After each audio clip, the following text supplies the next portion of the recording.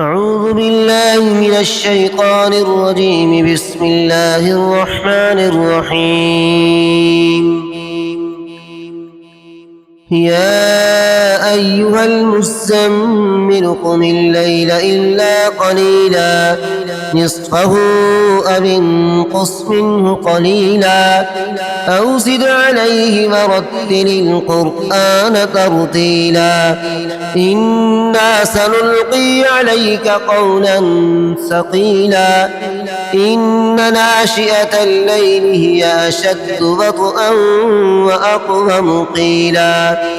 إن لك في النهار سبحا طويلا واذكر اسم ربك فتبتل إليه تبتيلا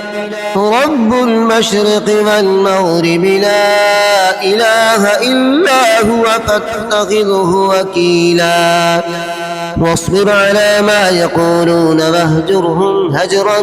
جميلا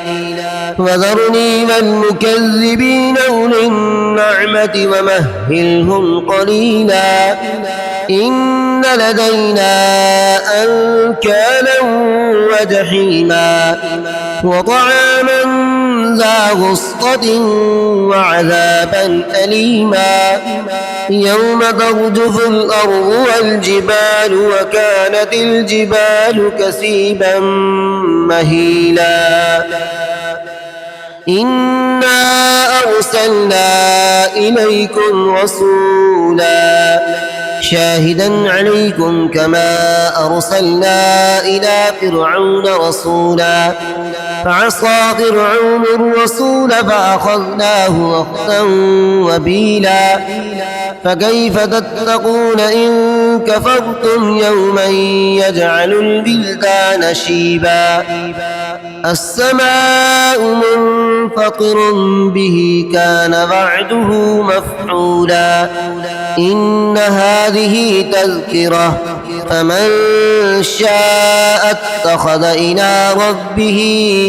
سبيلا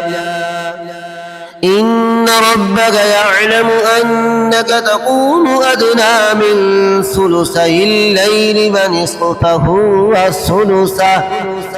وثلثه وطائفة من الذين معك والله يقدر الليل والنهار علم أن لن تحصوه فتاب عليكم فاقرؤوا ما تيسر من القرآن علم أن سيكون منكم مرضى وآخرون يضربون في الأرض يبتغون من فضل الله وآخرون يقاتلون في سبيل الله فاقرؤوا ما تيسر منه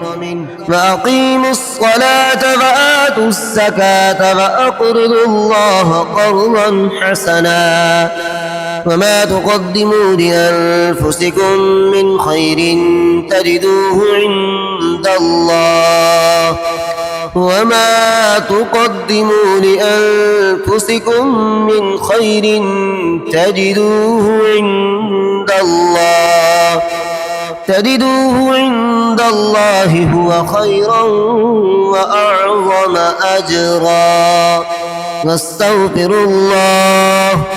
إن الله غفور رحيم صدق الله العظيم.